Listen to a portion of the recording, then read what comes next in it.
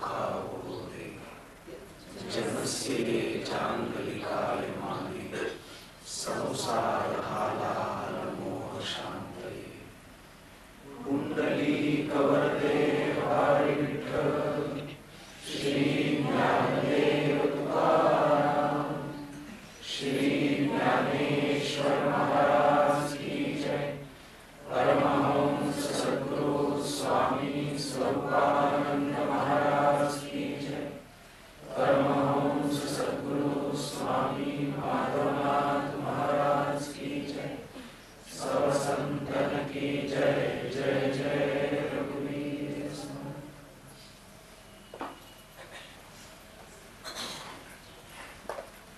मागच्या रविवारपासून आपण 13व्या अध्यायातल्या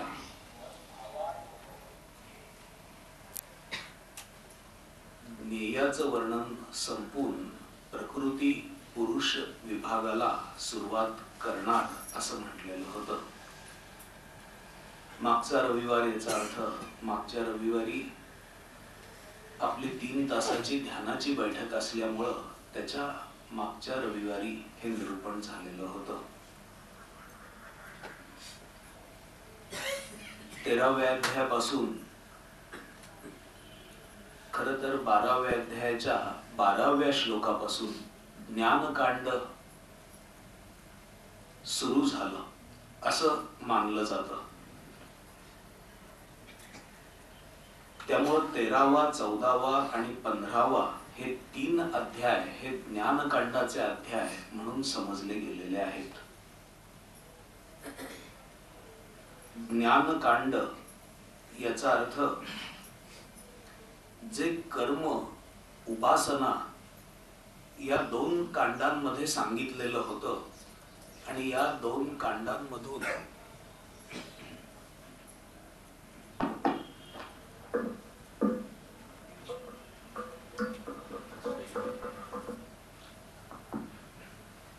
कर्म आणि उपासना या 2 कांडांमधून अथवा 2 प्रकरणांमधून खरं म्हणजे जे प्राप्तव्य आहे ते ज्ञान.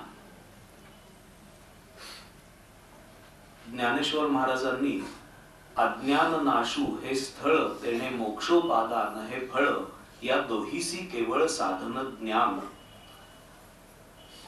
आणि ज्ञानात एव तू कैवल्यम इति शास्त्रेषु डिंडिमाहा असं आचार्यांनी देखील म्हटलेलं आहे. ज्ञानानेच मोक्ष प्राप्त होतो. उपासना देखील ज्ञानाकरता आहे आणि कर्म देखील ज्ञानाकरता आहे. अंती हे सर्व ज्ञान प्रवण असलं पाहिजे, ज्ञानाकडे नेणारं असलं पाहिजे. असं असल्यामुळं 12व्या अध्यायाच्या 12व्या श्लोकापर्यंत उपासना कांड सांगितल्यानंतर या ज्ञानाचा निर्देश मात्र शांती असं भगवंतांनी केला. आपल्याला तो श्लोक माहिती आहे. श्रेयो हि ज्ञानम अभ्यासात ज्ञानात ध्यानम विशिष्यते ध्यानात कर्मफल त्यागः त्यागात शांती अनंतरम. म्हणून ज्ञान म्हणजे कोणती बौद्धिक गोष्ट अशी नसून शांती प्राप्त करणं हे ज्ञानाला प्राप्त झाल्याचं लक्षण असं भगवंतांनी सांगितलं. आणि 12व्या अध्यायापर्यंत जे परिपूर्ण जीवन भगवंतांनी सांगितलं त्या जीवनामध्ये ज्ञान विज्ञानात्मक भाव 7व्या 9व्या अध्यायामध्ये आलेला होता. तसंच कर्माचा भाग आलेला होता. 2ऱ्या अध्यायामध्ये शुद्ध ज्ञानाचं निरूपण देखील आलेलं होतं. आणि 6व्या अध्यायामध्ये 8व्या अध्यायामध्ये साधना आलेल्या होत्या. 10व्या 11व्या अध्यायामध्ये आणि 9व्या अध्यायामध्ये भक्तीचं प्रकरण आलेलं होतं. या सगळ्या जीवनाला भगवंत पूर्ण जीवन समजतात आणि अशा पूर्ण जीवनाची म्हणजे भक्ताची लक्षणं भगवंतांनी सांगितली. आता ज्ञानकांडामध्ये विशेष सांगायचं काय राहिलं तर एवढा सगळा प्रयत्न केल्यानंतर ज्या शांतीला, ज्या समाधानाला, ज्या तृप्ततेला कोणीही एक व्यक्ती जाऊन मिळेल, ती शांती जर कायम टिकायची असेल, कायम टिकवायची असेल, तर अजून काही गोष्टींचा उलगडा होणं आवश्यक आहे. उदाहरणार्थ शरीर म्हणजे आहे काय?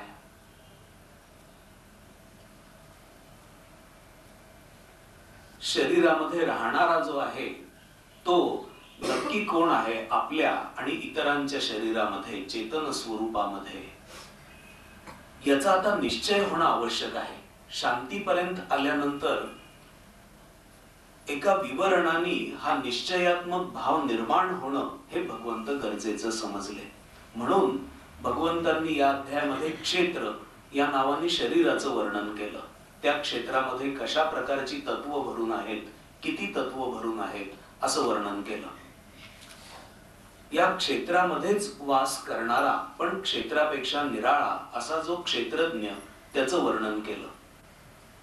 हे वर्णन 7व्या अध्यायामध्ये जी अपरा प्रकृती आणि परा प्रकृती त्याप्रमाणेच आहे. या सगळ्या गोष्टी एका क्रमाने थोड्याशा सांगितलेल्या आहेत याच्या आधी, तरी देखील या अधिक विस्ताराने 13व्या, 14व्या आणि 15व्या अध्यायामध्ये भगवंतांनी सांगितल्या. त्याच्यातल्या गोष्टी म्हणजे क्षेत्र, क्षेत्रज्ञ, क्षेत्र म्हणजे शरीर, क्षेत्रज्ञ म्हणजे शरीरामध्ये वास करून राहणारा जाणीव रूप असा चेतन पुरुष. एवढं सांगितल्यावर भगवंतांनी या अध्यायामध्ये ज्ञानाची लक्षणं केली, ती आपण पाहिली. ज्ञान कोणत्या साधनांनी प्राप्त होतं हे याच्या आधी अंतरंग ज्ञानाची लक्षणं म्हणून त्याला म्हणता येईल. ध्यान आणि नाम या मुख्य साधना याच्या आधी भगवंतांनी सांगितलेल्या आहेत. ज्ञान म्हणजे तसं कोणतंही निर्देशित करण्यासारखी वस्तू नसल्यामुळं, ज्ञान ही ठळक प्रगट होणारी गोष्ट नसल्यामुळं, कारण ज्ञान, माझं ज्ञान हे माझ्या बुद्धीमध्ये असेल, ते तुम्हाला दिसण्याची कोणतीही शक्यता नाही. असं असल्यामुळं ज्ञानाचं लक्षण करण्यासाठी म्हणून भगवंतांनी ज्ञानी पुरुषाच्या स्वभावाचं लक्षण केलं. ते अमानित्वम, अदंभित्वम, अहिंसा, क्षांती, आर्जवम या प्रकारांनी व्यक्त झालं.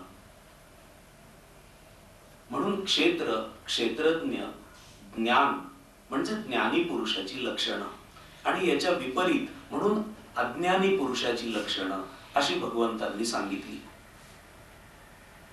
आणि त्याच्यानंतर भगवंतांनी ज्ञेय म्हणजे काय याच्याविषयी सांगितलं. मागच्या वेळेला आपण ते पाहिलं. ज्ञान, ज्ञाता आणि ज्ञेय. ज्ञेय याचा अर्थ एक प्रकारे ध्येय, एक प्रकारे वस्तुस्थिती, एक प्रकारे ज्याच्याशी समरस व्हायचं ज्ञानानी अशी स्थिती. हा जो 13वा, 14वा आणि 15वा अध्याय आहे ते तुलनेने 12व्या अध्यायाच्या पुढचे हे 3 अध्याय समजून घ्यायला थोडेसे जड असे वाटतील.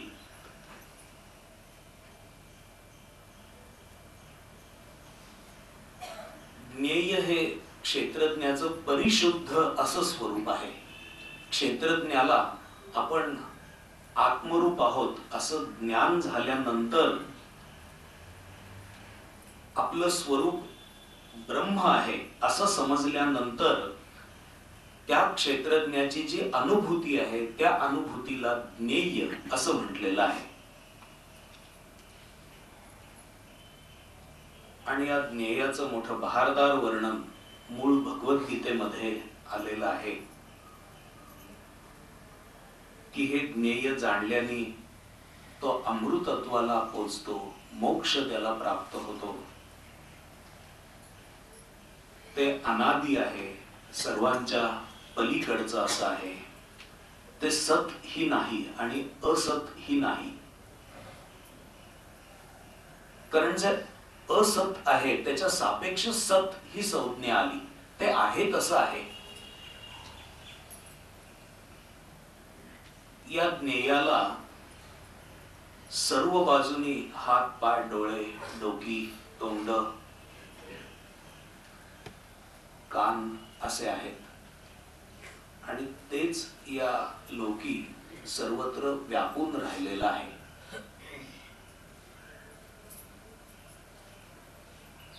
शुद्ध जाणीव स्वरूप असल्यामुळे त्या जाणीवेमध्ये इंद्रियांच्या सगळ्या क्रिया येतात. त्यामुळं त्या ज्ञेयाला हात पाय डोकी कान तोंड अशी आहेत असं म्हटलेलं आहे.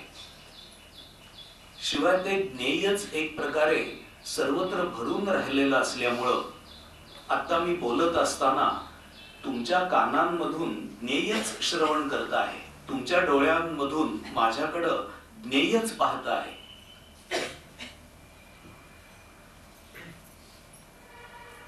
तुमचे हात पाय डोळे सर्व इंद्रिय ही ज्ञेयाला असलेली अशीच इंद्रिय आहेत. असं एक विलक्षण वर्णन ज्ञेयाच्या संदर्भामध्ये केलेलं आहे. सर्व इंद्रियांच्या गुणांचा आभास या ज्ञेयामध्येच आहे. सर्वेंद्रिय गुणाभासम सर्वेंद्रिय विवर्जितम. आणि असं असून देखील या ज्ञेयाला वस्तुतः कोणतंही इंद्रिय नाही.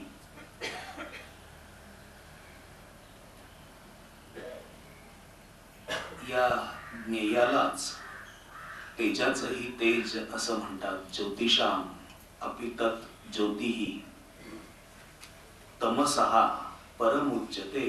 आणि अंधकाराच्या पलीकडचं असं ते आहे.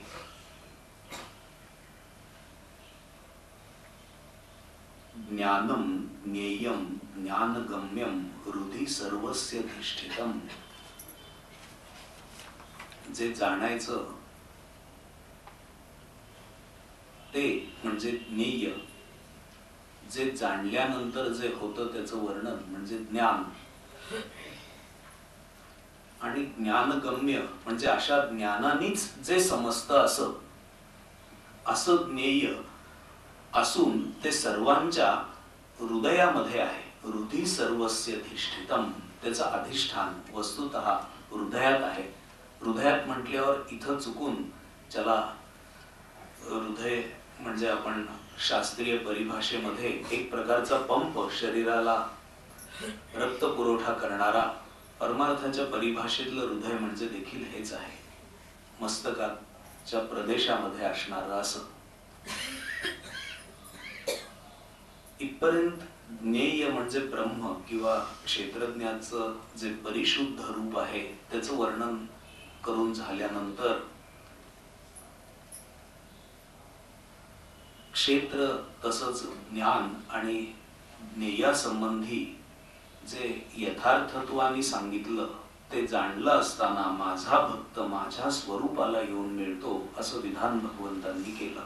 इति क्षेत्रम तथा ज्ञानम ज्ञेयम चोक्तम समासतः मत भक्त एतत् विज्ञाय मत भावायोपपद्यते. जो भक्त असेल तो भक्तच हेच जाणू शकतो असं म्हणून या ज्ञानकांडाचा सांधा आधीच्या सगळ्या अध्यायांशी जोडलेला आहे. माझा जो भक्त असेल तो भक्तच अशा प्रकारे जाणायला समर्थ होऊ शकतो.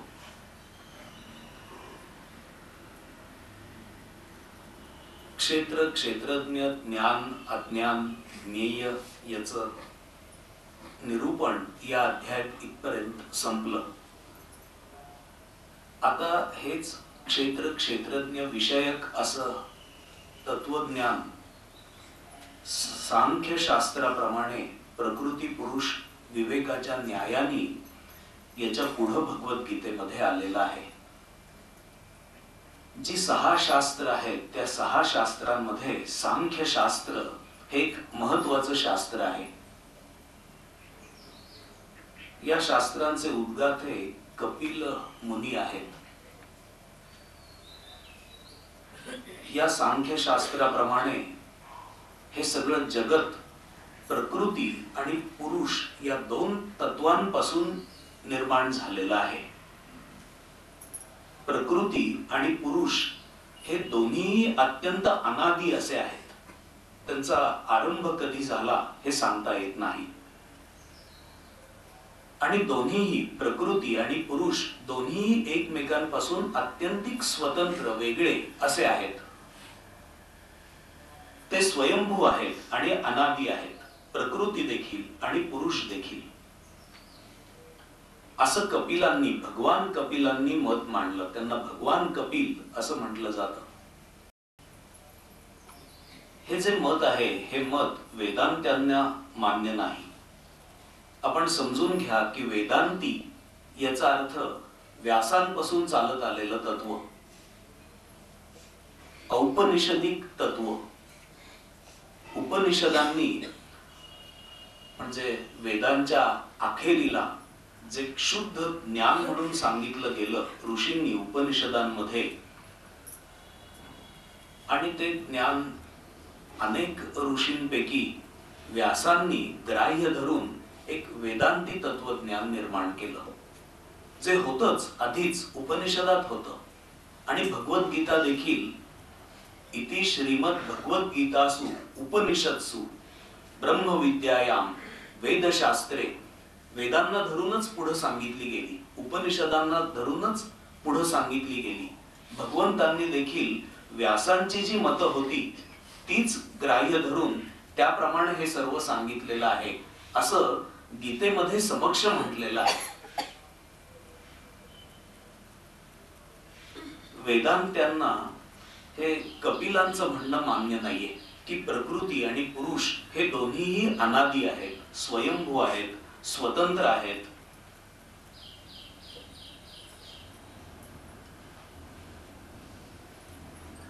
आणि भगवद्गीता ही वेदांत्यांना अनुसरून सांगितलेली असल्यामुळं भगवान कृष्णांनी आणि भगवान व्यासांनी ती एकत्रित बांधलेली असल्यामुळं, गुंफलेली असल्यामुळं सांख्यांच्या मताप्रमाणे प्रकृती आणि पुरुष ही दोन स्वतंत्र तत्व आहेत असं गीताशास्त्र मानत नाही.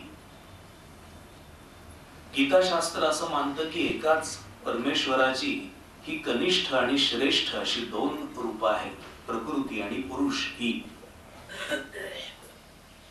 प्रकृती आणि पुरुषाच्या परस्पर संबंधाचं वर्णन भगवद्गीतेने सांख्यशास्त्राप्रमाणे केलेलं आहे. तरी देखील आणि जे वेदांत्यांना देखील मान्य नाही असं सांख्यशास्त्र भगवद्गीतेमध्ये उच्चारलं गेलेलं आहे.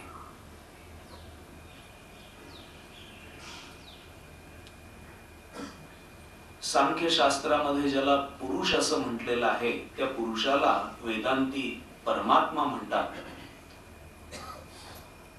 असं भगवद्गीतेमध्ये सांगून सांख्य शास्त्र आणि वेदांत याची एक जोड भगवद्गीतेमध्ये घातलेली आहे. आणि तसं केलं, अशी जोड घातली. प्रकृती आणि पुरुष याच्यातला जो पुरुष आहे तो पुरुष म्हणजे परमात्मा. सांख्यशास्त्र परमात्मा मानत नाही. तो पुरुष म्हणजे परमात्मा आहे असं म्हटल्यामुळं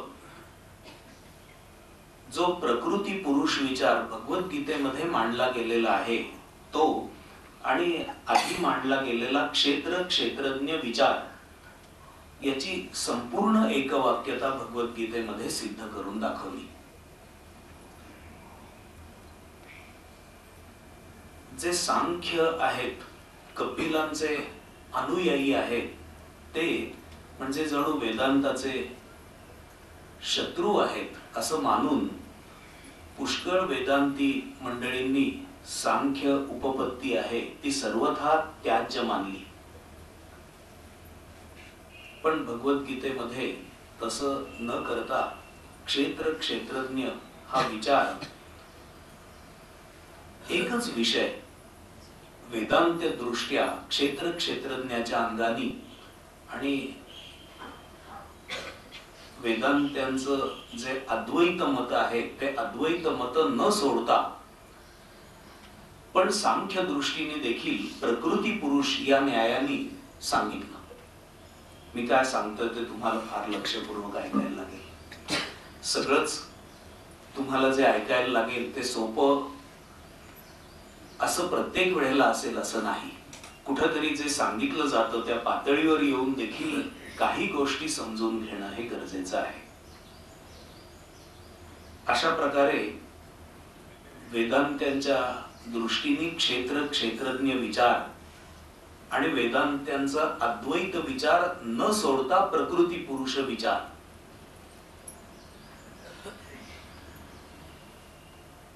असं प्रतिपादन करणारी भगवद्गीतेची ही समदृष्टी आहे. दोन शास्त्रांचा समन्वय घालण्याची अशी दृष्टी आहे. सांख्यांचा जो द्वैतवाद आहे तो द्वैतवाद भगवद्गीतेला मान्य नाही. तरी देखील या द्वैतवादाचाही संयुक्तिक असा जो भाग आहे त्याच्यातही काही संयुक्तिक भाग राहिला जो वेदांत्यांना अनुकूल आहे तो भगवंतांनी उचलला आणि तो आपल्याला अमान्य आहे असं जे सरसहा वेदांती म्हणत होते ती गोष्ट अमान्य करून सांख्य तत्वज्ञान देखील भगवद्गीतेमध्ये समाविष्ट केलं. अशा प्रकारे सांख्यांची प्रकृती आणि पुरुष हे स्वतंत्र न मानता सांख्य मानतात त्याप्रमाणे ते एकाच परमात्म्यापासून झालेले आहेत असं सांगून प्रकृती आणि पुरुष या संकल्पनेवर सांख्यांच्या संकल्पनेवर परमात्म्याचं टोपण गीता नेहमीच ठेवतं असं लोकमान्यांनी म्हटलेलं आहे. भगवद्गीतेने परमात्मा भावाचं टोपण प्रकृती आणि पुरुष या एक विचारावर नेहमी ठेवून दिलेलं आहे असं लोकमान्य म्हणतात. गीतेने सांगितलेला प्रकृती पुरुष विचार नेमका काय आहे आपण सगळे श्लोक न घेता पाहू, कारण थोडासा कठीण विषय तुम्हाला वाटेल. खरं म्हणजे याच्यात कठीण काही नाहीये.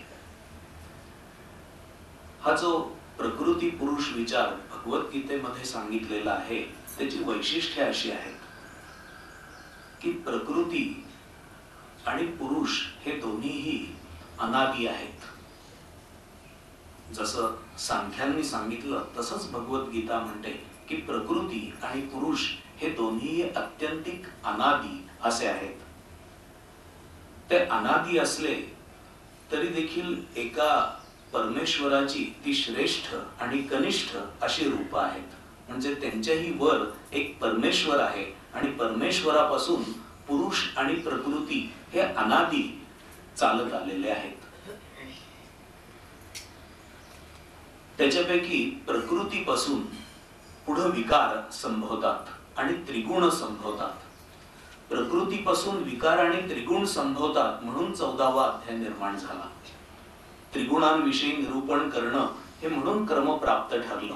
म्हणून या अध्यायामधून 14वा अध्याय निष्पन्न झाला.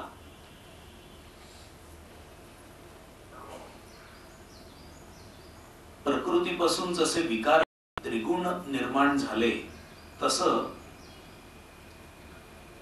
प्रकृतीमुळेच देह निर्माण झाला आणि इंद्रिय निर्माण झाली. त्यामुळे देहाचं आणि इंद्रियांचं जे कर्तृत्व आहे ते सगळं कर्तृत्व हे प्रकृतीचं कर्तृत्व आहे.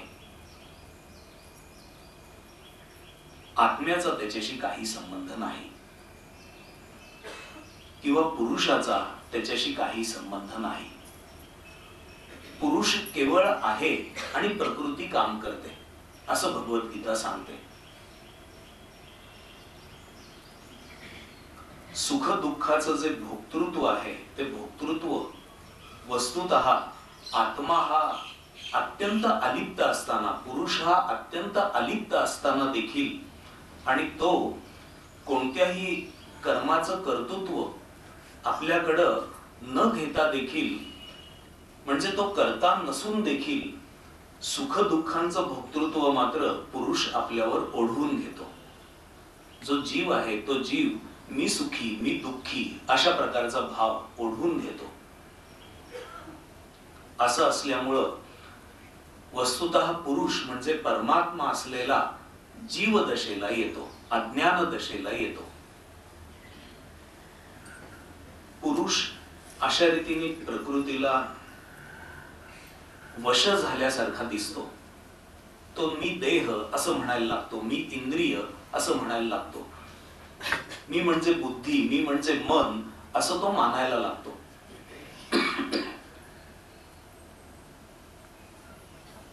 आणि तो एकूणच प्रकृतीलाच मी असं समजायला लागतो.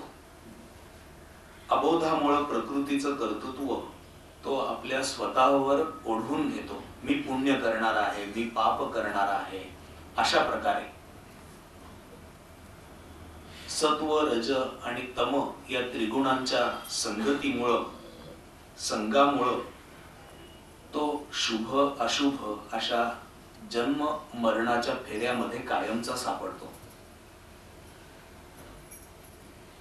भगवद्गीता पुढं असं म्हणते की असा जन्म मरण रूप फेऱ्यात सापडलेला पुरुष नंतर मुक्त देखील होतो. म्हणजे मुळातच मुक्त असलेला नंतर परत मुक्त देखील होतो.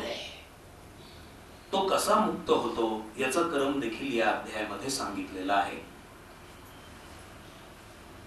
हा देहातील पुरुष जेव्हा स्वतः उपद्रष्टा म्हणजे प्रकृतीकडं अत्यंत अलिप्ततेने पाहणारा, अनुमंता म्हणजे प्रकृतीच्या गुणकर्मांना अनुमती देणारा, भर्ता म्हणजे कर्मामध्ये सहाय्य करणारा, भोक्ता कर्मफलाची जबाबदारी उचलणारा, महेश्वर सर्व सूत्र चालवणारा आणि सर्वात शेवटी आपल्या स्वतःला परमात्मा असं जाणायला लागतो. उपद्रष्टा, अनुमंताच, भर्ता, भोक्ता, महेश्वरः परमात्मेति च अपि युक्तः देहेस्मिन् पुरुषः परः. या देहापासून अत्यंत पलीकडचा असा परमात्माच मी आहे अशा बोधावर देखील तो येऊ शकतो. जेव्हा तो उपद्रष्टा होतो, प्रकृतीकडे अलिप्ततेने पाहण्याची कला जेव्हा तो संपादन करतो आणि अशी कला संपादन करून तो अनुमंता होतो. म्हणजे प्रकृतीला काय तिचं काय करायचं आहे ते करू देत असं म्हणतो, अलग राहून, अलिप्त राहून. भरता म्हणजे प्रकृतीच्या बरोबर असल्यामुळे प्रकृतीच्या सगळ्या कर्मांना तो एक प्रकारे म्हणजे अप्रत्यक्षरित्या सहाय्यभूत देखील असतो. आणि कर्मफलाची जबाबदारी देखील आपण उचलतो आहोत असं दाखवतो, पण प्रत्यक्षात तो उपद्रष्टा असा राहिल्यामुळं तो आपण सर्व सूत्र चालवणारा सूत्री आहोत अशा बोधावर येतो आणि आपण परमात्म स्वरूप आहोत अशा भावाला प्राप्त होतो.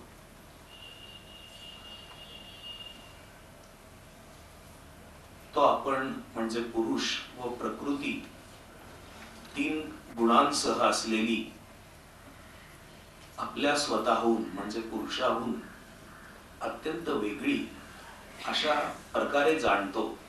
आणि तो कसाही वागत असला तरी त्याला पुनर्जन्म घडत नाही. य एवं वेत्ति पुरुषम अशा प्रकारे परमात्म बोधाला प्राप्त झालेला असा पुरुष य एवं वेत्ति पुरुषम प्रकृतींच गुणैहि सह प्रकृतीसह आणि त्रिगुणांसह वर्तन करतो. सर्वथा वर्तमानोपी सर्व प्रकारे वर्तन करत असताना म्हणजे भोग भोगत असताना, कर्म करत असताना, सुख दुःखाला प्राप्त झालेला आहे असं दिसत असताना देखील सर्वथा वर्तमानोपी नस भूयोभिजायते. त्याचं ते सर्वथा वर्तमानोपी हे केवळ वरवरच असतं. म्हणजे जसं तांबड्या वेल्वेटवर जर स्फटिक ठेवला तर तो स्फटिक तांबडा आहे असं भासतं, पण स्वरूपाने तो मुळीच तो तांबडा रंग स्वीकारत नाही. तसा पुरुष बोध झालेला सर्व प्रकारे वर्तन करत असला तरी देखील तो आपण परमात्मा आहोत या भावामध्येच स्थित राहतो. असं असल्यामुळं पुन्हा जन्म पुन्हा मृत्यू असे फेरे त्याला कदापि घडत नाहीत. अशा प्रकारे निरूपण करून पुढे आत्मदर्शनाचे यथाधिकार म्हणजे जसे अधिकार आहेत तसे 3 उपाय भगवंतांनी या अध्यायामध्ये सांगितले. ध्यानेन आत्मनि पश्यन्ति केचित आत्मानं आत्मना अन्ये तु सांख्येन योगेन कर्मयोगेन चापरे. त्याच्यातला पहिला पर्याय, पहिला उपाय हा ध्यानाचा उपाय सांगितला. आत्मप्रतीती करता भगवद्गीतेने याच्या आधीही कर्म सांगून झाल्यानंतर सर्वात प्रथम ध्यान सांगितलं. आणि या ठिकाणी देखील ज्ञानकांडामध्ये प्रकृती पुरुष विचार आणि त्याच्यातून ज्ञान प्राप्ती करण्याचे उपाय सांगत असताना पहिला उपाय ध्यानाचा सांगितला. ध्यानेन आत्मनि पश्यन्ति. दुसरा उपाय तत्व विचारणा. केचित आत्मानं आत्मना.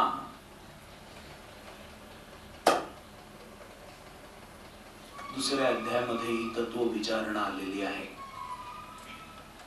त्या ठिकाणी या तत्व विचारणेला सांख्य असं नाव दिलेलं आहे. दुसऱ्या अध्यायात देखील सांख्य योग म्हटलेला आहे. त्याचा आणि या प्रकृती पुरुष विचाराचा मुळीच संबंध नाहीये. दुसरा उपाय जो तत्व विवरण किंवा तत्व विचारणा सांगितलेली आहे त्याच्यामध्ये अत्यंत शुद्ध आणि अग्रबुद्धीच्या साधकांची अशी ही वेदांतामध्ये सांगितलेली पहिली साधना आहे. काय म्हणतात त्याला? तत्वम पदार्थ चिंतनम. जे तत्वम पदार्थ आहे त्याचं चिंतन करणं आणि चिंतन करत करत तद्रूप होणं ही वेदांतामध्ये सांगितलेली पहिली साधना आहे, जी अग्रबुद्धीच्या आणि शुद्ध बुद्धीच्या अशा मंडळींना जमू शकते. अशी इतरांना ध्यान हीच पहिली साधना आहे. आणि इतरे जण अनेक असल्यामुळं ध्यान ही इथं भगवद्गीतेने मात्र प्रथम साधना सांगितली. वेदांतांनी जरी तत्वम पदार्थ चिंतन सांगितली असली तरी भगवंतांनी ध्यानाचा उपाय हा पहिला सांगितलेला आहे आणि दुसरा तत्व विचार हा सांगितलेला आहे. तिसरा उपाय म्हणजे कर्मयोग. कर्मयोग आत्मज्ञानाला प्रत्यक्ष कारण होत नाही, कारण कर्म आत्मज्ञान हे कोणत्याही कर्माचं फलस्वरूप नाही, ते सिद्धच असल्यामुळं कर्मयोग हे आत्मज्ञानाचं प्रत्यक्ष कारण नाही. तर कर्मयोगाने चित्तशुद्धीद्वारा पर्यायाने आत्मज्ञानापर्यंत पोहोचण्याचा असा तो उपाय आहे. आणि याच्या नंतर भगवंतांनी अजून एक विलक्षण उपाय सांगितला. भगवंत म्हणतात की श्रद्धेने थोरांकडून अन्येतु एतत् विज्ञाय श्रुत्वा अन्येभ्यः उपासते.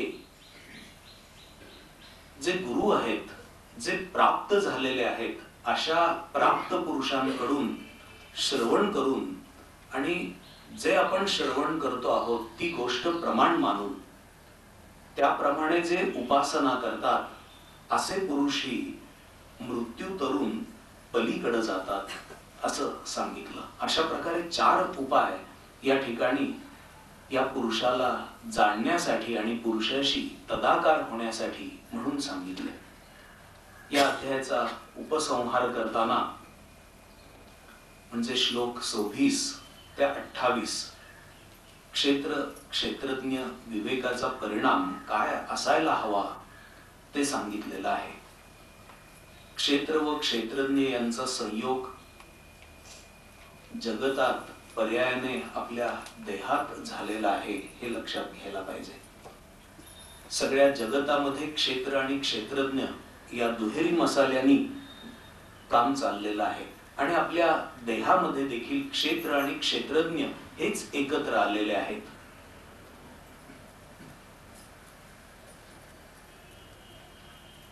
या संयोगाच्या योगाने सर्व भूतांच्या ठिकाणी समत्वाने राहणारा अविनाशी असा परमेश्वर ओळखला पाहिजे. तो प्रथम स्वतःत ओळखता येतो आणि न्यायाने, त्याच न्यायाने सर्वांमध्ये देखील ओळखता येतो.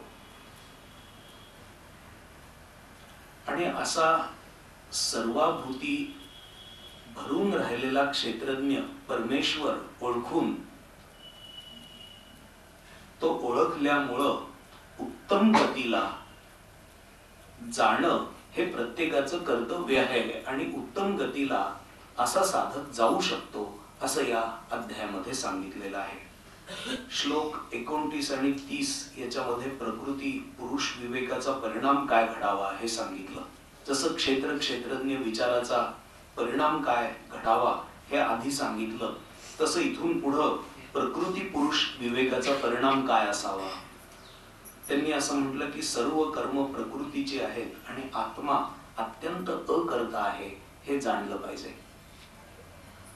सर्व भूतमात्रांचा भिन्न भिन्न विस्तार हा एकापासून म्हणजे आत्म्यापासून झालेला आहे असे समजल्यामुळं ब्रह्मप्राप्ती होते. क्षेत्रज्ञ विवेक आणि प्रकृती पुरुष विवेक यांचा एकत्रित परिणाम आणि त्या परिणामामुळं बोध कसा निर्माण होतो हे याच्या पुढे सांगितलं.